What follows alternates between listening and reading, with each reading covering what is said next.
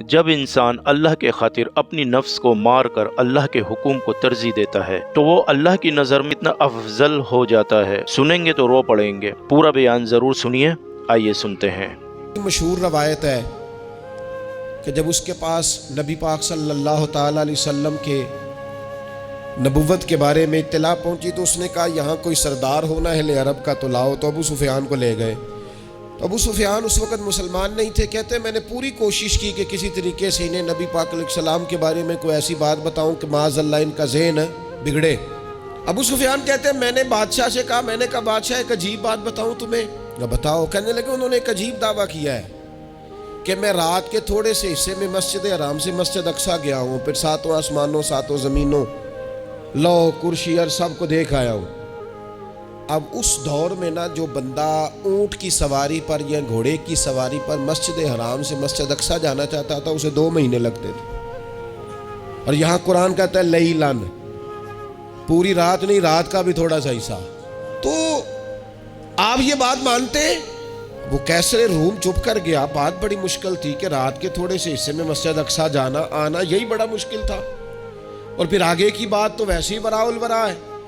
وہ ابھی چپ کیا ہی تھا کہ اس کے پیچھے نا ایک راہب بیٹھا تھا، عبادت گزار جو مسجد اقصیٰ میں عبادت کرتا تھا۔ وہ کہنے لگا بادشاہ ٹھہر جا، مجھے ایک بات یاد آئی ہے۔ کہا جناب سنائیے۔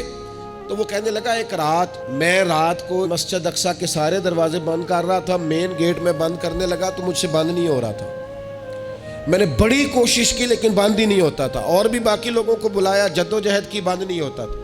پھر میں نے بڑھائی کو بلایا، مستریوں کو بلایا، میں نے کہا یہ کیا ہو گیا ہے؟ تو وہ کہنے لگے چھت تھوڑی نیچے آ گئی ہے، دروازہ دب گیا ہے، اس وقت کچھ نہیں ہو سکتا۔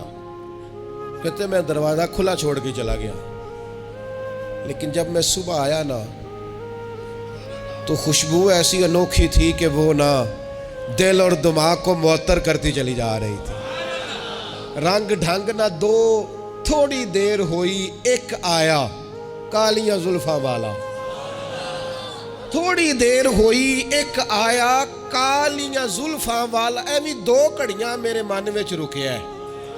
تھوڑی دیر ہوئی ایک آیا کالیاں زلفاں والا، ایویں 2 گھڑیاں میرے من وچ رکیا ہے، ایویں 2 گھڑیاں میرے من وچ رکیا ہے تے کر گیا نور اجالا، نیرا اجالا نہیں، نور اجالا۔ تھوڑی دیر ہوئی ایک آیا کالیاں زلفاں والا، 2 گھڑیاں میرے من وچ رکیا ہے تے کر گیا ہے نور اجالا۔ عرصہ ہوا طیبہ کی گلیوں سے وہ گزرے تھے، اب تک ان گلیوں میں خوشبو ہے پسینے کی۔ کہا اتنی خوشبو، اتنا انوکھا انداز۔ اور پھر میں نے اچانک نظر کی تو مجھے نا وہاں جانور کے بندھنے کے آثار بھی نظر آئے، اور پھر جب میں اندر گیا تو میں وہ رہنائی بتا نہیں سکتا بادشاہ کیا تھی، اور حال یہ تھا کہ اب میں نے دروازہ بند کیا ہے نا تو دروازہ بھی آرام سے بند ہو گیا۔ وہ گڑبڑ نہیں تھا، وہ کسی روکنے والے نے روکا تھا۔ وہ کیوں رکا تھا؟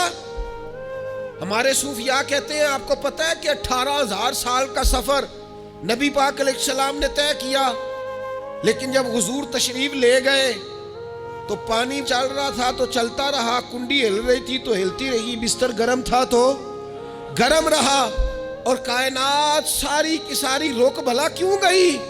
وہ کہتے اس لیے کہ نبی پاک جان ہے اس کائنات کی، اور جب جان نکل گئی تو دنیا کا نظام رک گیا، اور جب جان اور روح واپس آئی تو پھر نظام دوبارہ سے چلنے لگا۔